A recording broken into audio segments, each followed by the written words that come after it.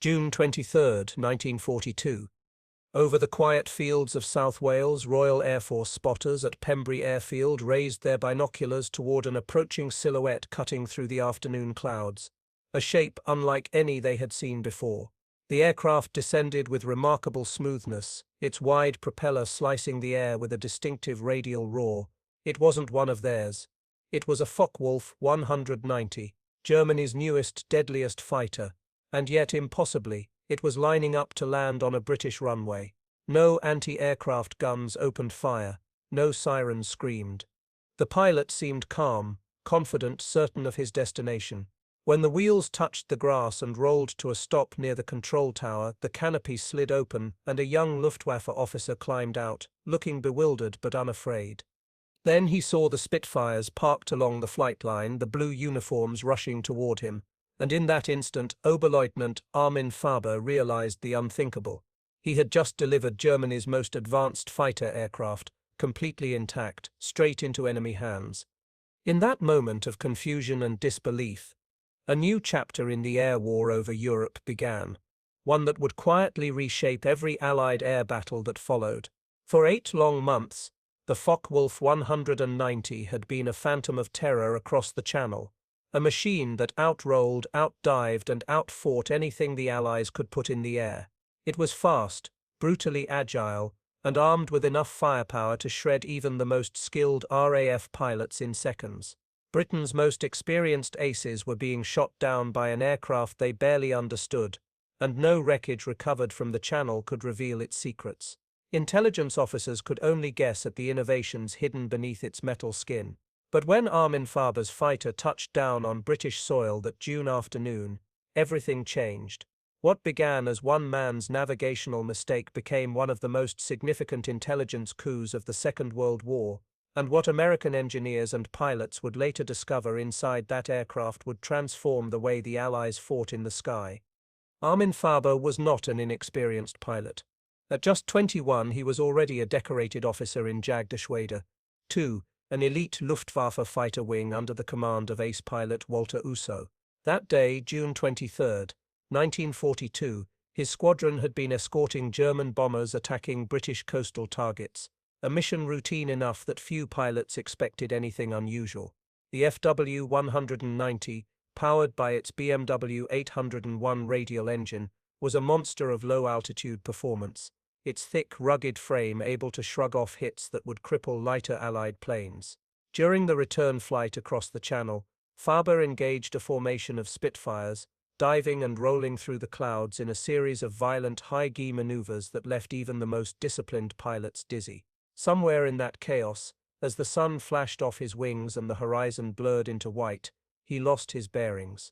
The coastline he saw below looked French enough, the airfield familiar enough, and so he descended, confident that he was coming home.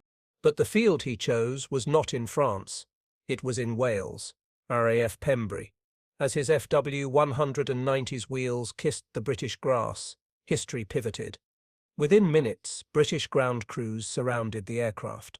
Faber, realizing his mistake, tried desperately to restart the engine, but the Rolls-Royce Merlins of nearby Spitfires had already begun to roar. He was ordered out of the cockpit at gunpoint and taken into custody. The Focke-Wulf, undamaged, fully armed, and still warm from flight, sat gleaming in the afternoon sun, the black cross of the Luftwaffe stark against its silver-grey fuselage. It was the first intact FW 190 ever captured by the Allies. When word reached RAF Fighter Command, the reaction was electric. Air Chief Marshal Sholto Douglas immediately ordered the aircraft transported under guard to the Royal Aircraft Establishment at Farnborough. For months, Britain's best minds had been desperate for a single intact example of the mysterious German fighter. Now they had one, not wrecked or burnt, but perfect. At Farnborough, engineers approached the aircraft with reverence and disbelief. What they discovered over the following days would explain every grim statistic of the war's recent air battles.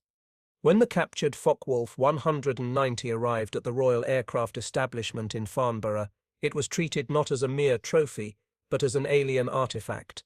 Mechanics surrounded it in silence, their hands tracing the cold, riveted skin as if they were touching the secret heart of the Luftwaffe itself.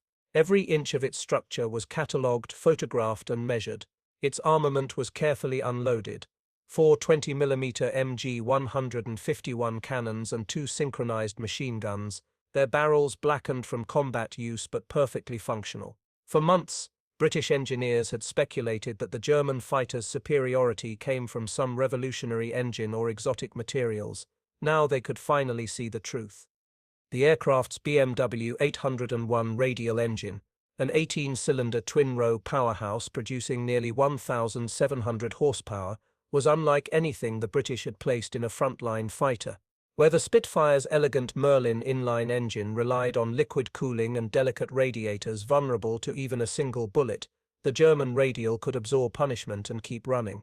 The system was brutal in its simplicity, a direct drive monster built to survive hits and deliver power at low altitudes where the air was thick and battles were close. But power alone didn't explain the FW-190's almost supernatural agility. The revelation came when the test pilots began flying it. Captain Eric Brown, the RAF's most experienced test pilot, a man who would eventually fly more captured enemy aircraft than any other Allied aviator, took the 190 into the air over Farnborough on a calm morning in early July. His first impressions were disbelief. "You could throw this aircraft around the sky with almost no effort," he later wrote. "The controls were light, crisp, and perfectly balanced. It felt as if you were flying thought itself." The ailerons, wide and responsive, allowed the FW-190 to roll from one bank to the other with breathtaking speed, giving German pilots the ability to change direction faster than any Allied fighter could follow. In a dogfight, that meant life or death. The British had built aircraft that turned beautifully and climbed like arrows, but this machine rolled, and in rolling combat it was untouchable. The engineers noted something else. The aircraft's weapons were concentrated close to the fuselage, their recoil carefully balanced so that every burst of fire remained tight and devastating. A 2-second burst from those 4 cannons delivered more explosive mass than a Spitfire Mach 5 could unleash in 10. At 400 meters, that meant a single hit could saw through a wing or ignite a fuel tank before the enemy even realized he was under fire. Allied pilots had been right to fear it. The FW-190 wasn't just faster, it was designed to kill efficiently. But in the careful hands of Farnborough's engineers, its secrets began to unravel further. When they tested the aircraft at altitude, its weaknesses appeared like cracks in a flawless surface. Above 20,000 feet, the BMW 801 began to gasp. Its cooling fan, so effective at low level, struggled in the thin air. Cylinder head temperatures rose, and power dropped sharply. The Focke-Wulf that dominated the low skies of France was suddenly sluggish, its advantage gone. The Spitfire's Merlin engine, optimized for high-altitude combat, gained the upper hand, and when the engineers measured the control forces at high speed, they discovered the price of the FW-190's incredible roll rate, above 400 miles per hour. Its controls stiffened so severely that it took real physical strength to pull out of a dive. In that moment, the RAF understood how to fight it. Force it high, make it dive. Wait until the pilot wrestles his own machine. Within weeks, this intelligence spread through fighter command like fire through dry grass. Tactical bulletins were printed, distributed to every squadron. The myths surrounding the invincible German fighter began to fade, replaced by diagrams, tables, and instructions written in calm bureaucratic prose, the kind of prose that quietly saves lives. Yet the story didn't end in Britain. The Americans wanted in August 1942, a team of U.S. Army Air Forces test pilots arrived at Farnborough, eager to fly the enemy's pride themselves. Among them was Major Cass Hole, an analytical pilot with the blunt realism of a man who knew what numbers meant in combat. He flew the captured FW-190, took notes on every climb, every dive, every maneuver, and when he returned to his base, he wrote a report that would become gospel in the European theatre. Below 20,000 feet, the FW-190 will beat any Allied fighter if the pilot knows what he's doing. Our advantage begins above 25,000. Force him high, and we win. Let him choose the altitude, and we die. Those words shaped American doctrine. The P-47 Thunderbolt, designed for brutal altitude performance, was suddenly understood in a new light. The massive radial engine that had seemed excessive now became its greatest strength. Fighter groups were instructed to keep their engagements high, to draw the Germans upward where their engines struggled. It worked, and from that single aircraft, the one that should have landed in France but found itself instead on British soil, new tactics were born. By the autumn of 1942, the skies above Europe were filled with rumor and revelation. Every Allied pilot had heard the story of the German aircraft that had landed itself into captivity, the Würger, as the Luftwaffe called it, the butcher bird. But what mattered most was not the irony of its capture. It was what came from it. The intelligence gleaned at Farnborough rippled across the Atlantic, reaching American training fields where young fighter pilots studied diagrams of the FW-190, as though memorizing the anatomy of a predator. At Wright Field, Ohio, engineers unbolted the captured machine's wings, examined its aileron linkages, and compared every component to their own designs. They saw how German engineers had embraced simplicity: wide control surfaces, steel cables routed cleanly, hydraulic assists that kept the controls feather-light until speed made them heavy. It was engineering stripped of elegance but saturated with purpose. The Americans took notes on everything: the cockpit layout, the armored seat pan, even the way the canopy curved to give a perfect field of vision. The next generation of American fighters would bear the fingerprints of that study. The Republic P-47 Thunderbolt, already a brute of an aircraft, began to receive subtle modifications, redesigned ailerons for faster roll, improved throttle response, and later dive brakes that allowed it to use its weight as an advantage without losing control. The North American P-51 Mustang, still in development, inherited something deeper: the philosophy that pilot visibility and control harmony mattered as much as raw speed. Inside every cockpit, new arrangements echoed the FW-190's combat ergonomics, German efficiency reinterpreted through American pragmatism. By early 1943, those lessons were airborne. When the 8th Air Force began its daylight bombing campaign over occupied Europe, the escort fighters that accompanied the bomber streams were no longer tactically blind. They knew the German playbook. They knew the Würger's habits, its dominance in low-altitude ambushes, its tendency to roll out of danger, its sudden loss of power above 20,000 feet, and so they adjusted. Thunderbolts climbed higher than before, positioning themselves above the bomber formations rather than alongside them. Spitfire Mach 1s with new two-stage Merlin engines patrolled the upper layers of the sky, ready to meet the FW-190s where their engines gasped thin air. American pilots learned to bait the enemy, to dive shallowly, and then pull into a climbing turn that forced the Germans to follow.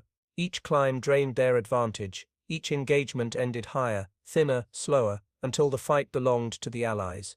Combat reports from 1943 began to tell a different story. Where once the FW-190 had been described in terrified detail, impossible to outroll, impossible to catch, now came lines of quiet confidence. Enemy aircraft attempted to engage below cloud base, climbed to follow, lost speed, broke away. The psychological balance shifted. The invincible machine had become mortal. At Farnborough, the captured 190 continued its silent service. It was flown hundreds of times, compared against every new Spitfire variant, every American fighter sent to Britain for evaluation.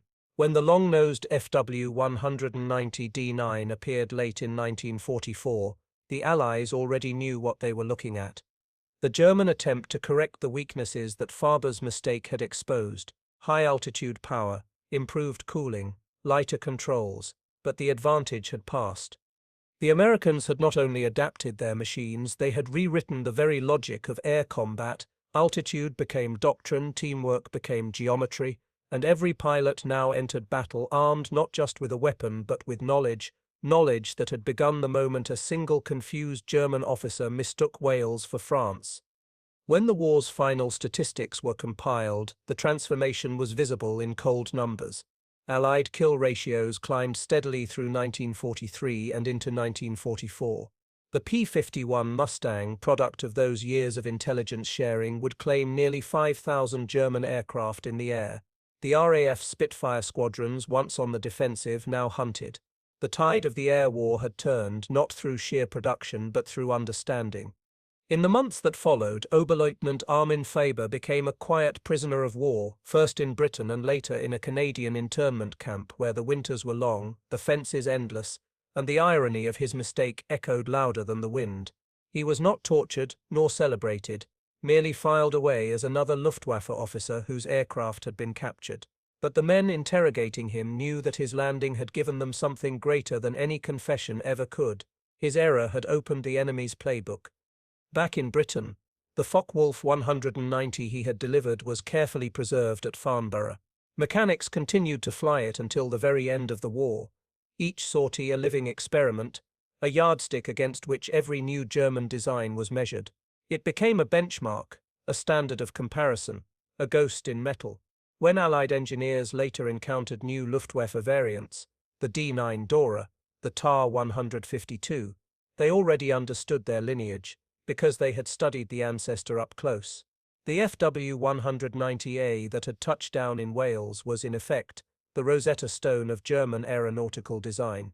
By late 1944, the Allies no longer feared the butcher bird. The P-51 Mustang had matured into a predator of its own, sweeping across the skies at altitudes the Focke-Wulf could scarcely reach.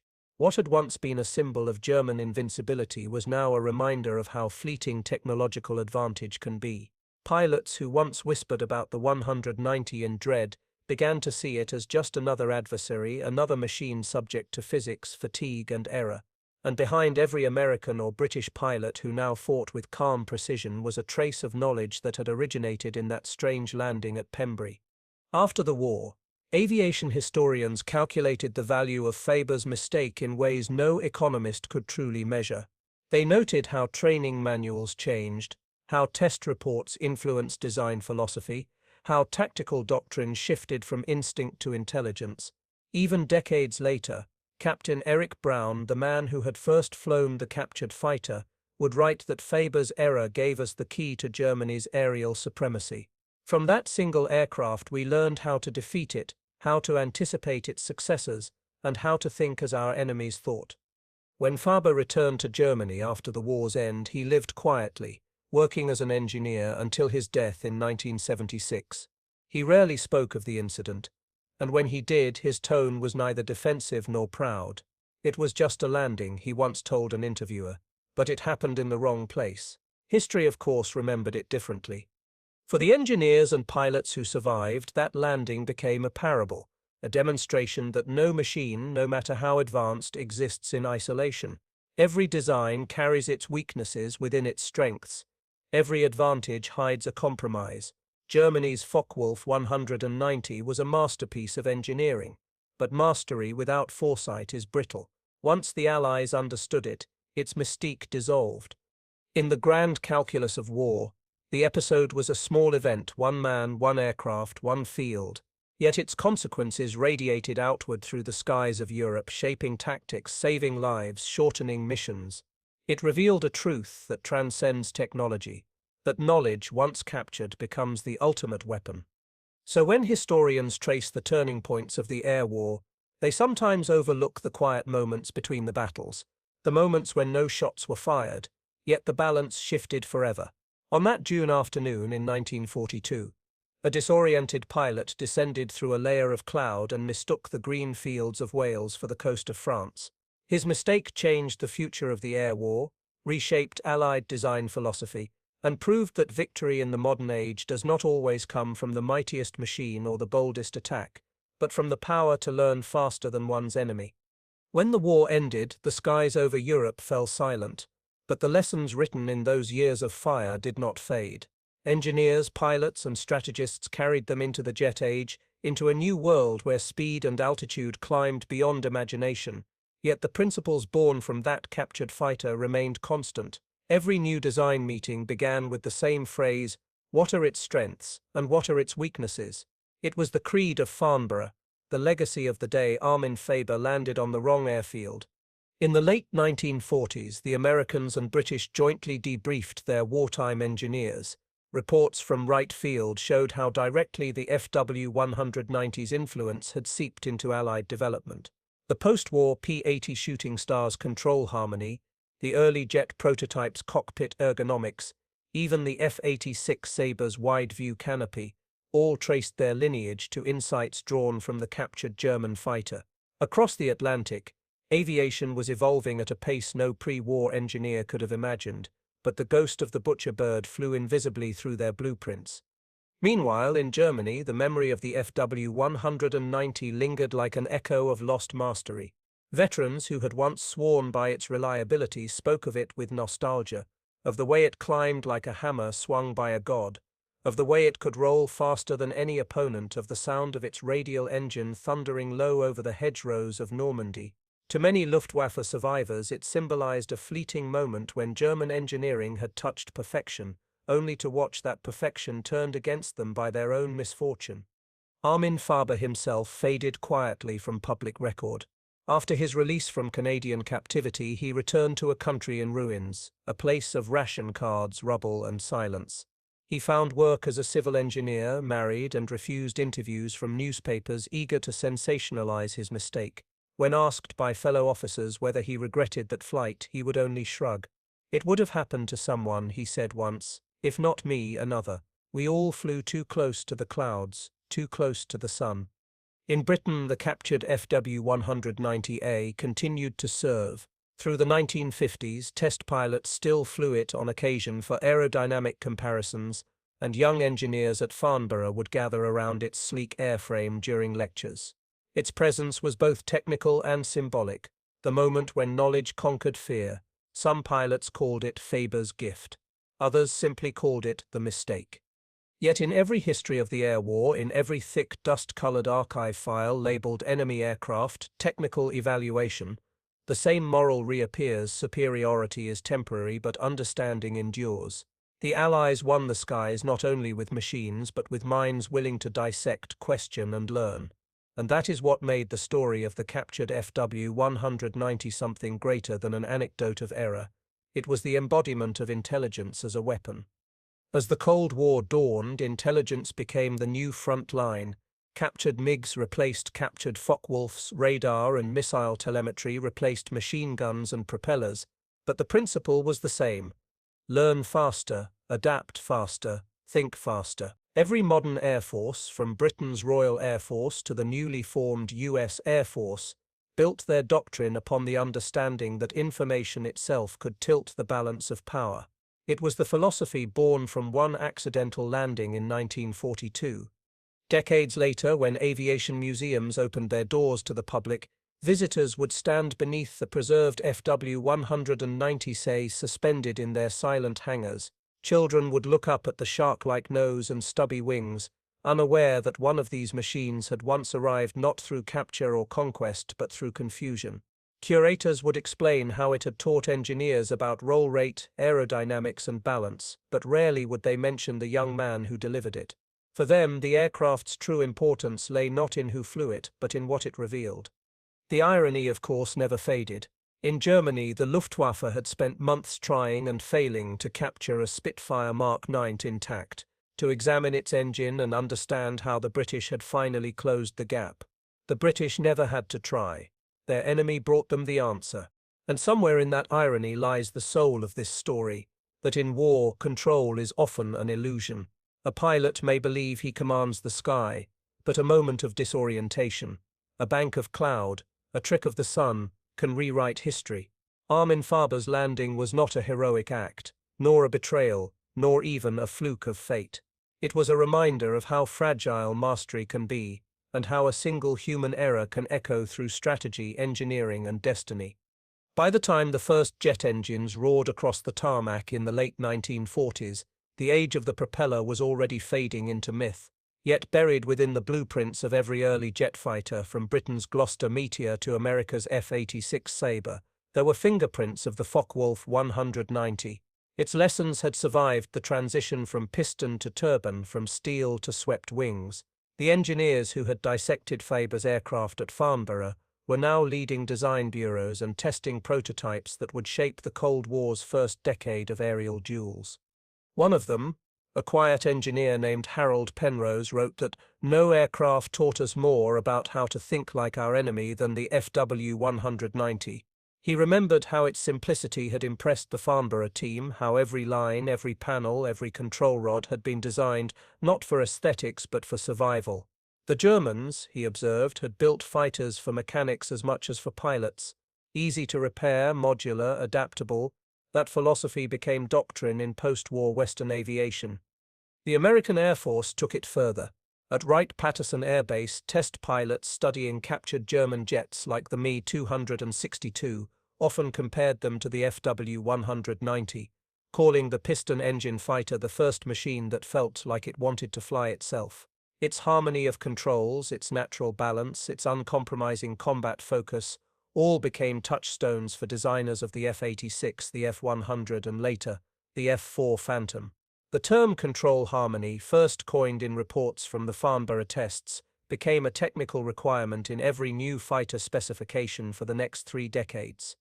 Meanwhile, across the Iron Curtain, Soviet engineers had studied the same principles not from Farber's aircraft directly, but from reports captured in Germany after the war. The MiG-15's wide wings and powerful roll response carried the same bloodline of aerodynamic thought. Both East and West had learned the same lesson from opposite sides of a single accident. In flight schools, instructors began to tell the story in simplified form. They spoke of the German pilot who landed on the wrong field and changed how the world designed airplanes. Cadets laughed at the absurdity, but they remembered it.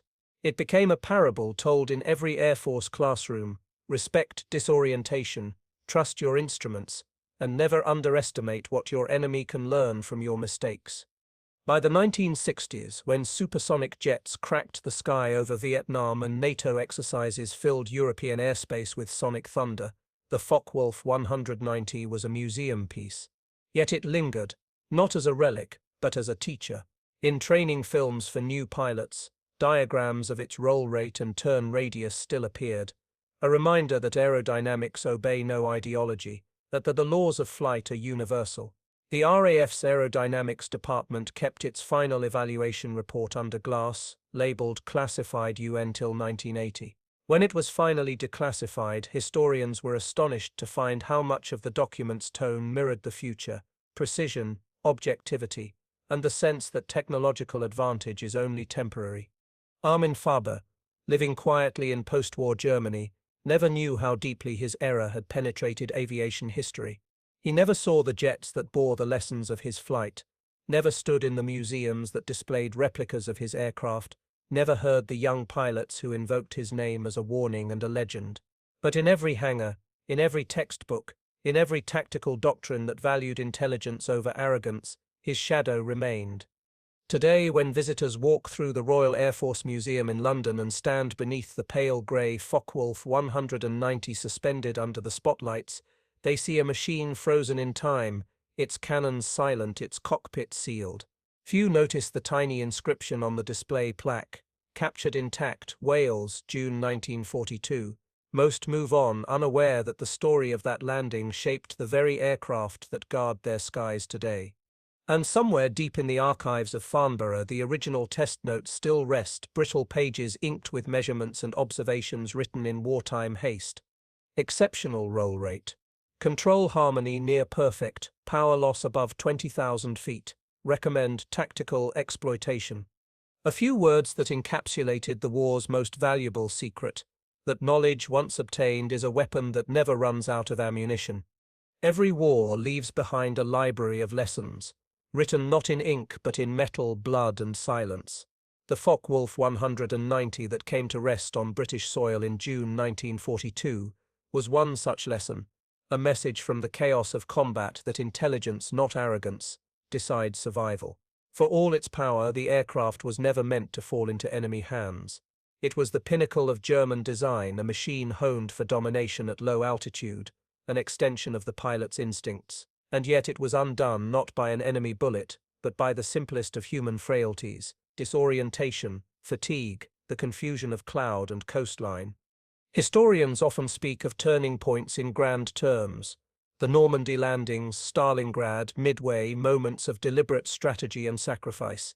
But the capture of Faber's FW-190 was something else entirely, an accident that turned into revelation, a small tremor that shifted the architecture of an entire war. The intelligence it yielded rebalanced the skies. It gave Allied pilots the confidence to fight on equal terms and taught engineers that even the most formidable design can be decoded. It proved that supremacy built on mystery is brittle, and that the most devastating blow to secrecy is understanding. When the last of the propeller fighters gave way to the jet age, and the thunder of piston engines faded into nostalgia, the legacy of that single landing endured in the minds of those who understood its meaning. It whispered through every new generation of aircraft that perfection is never permanent, that even a masterpiece can be undone by a single decision made a few degrees off course. The engineers who later built supersonic jets carried that truth quietly, as if it were a superstition: test everything, question everything, never assume invincibility. And for the men who flew, the story became more than a technical anecdote. It became a mirror of the human condition in war. Courage and fallibility intertwined. Fiber was not a villain nor a hero, merely a man who believed he was landing home. In his confusion lay a truth that transcends nations and uniforms, that even the most disciplined mind can err, and that history, vast and merciless, can pivot on the hesitation of a single hand on a throttle. Today, standing in the dim halls of aviation museums beneath the shadow of the butcherbird's wings, it is easy to see only the metal, the rivets, the engines, the insignia faded with time. But behind that steel lies something far greater. A reminder that knowledge outlives fear, that intelligence can turn defeat into strategy, and that sometimes the smallest misstep can illuminate the path to victory. The Focke-Wulf 190 was built to dominate the skies. Instead, it became a teacher, an aircraft that revealed its own secrets to those who sought to understand it, and in doing so reshaped the very science of flight. A single pilot, a single mistake, and a war that was never the same again.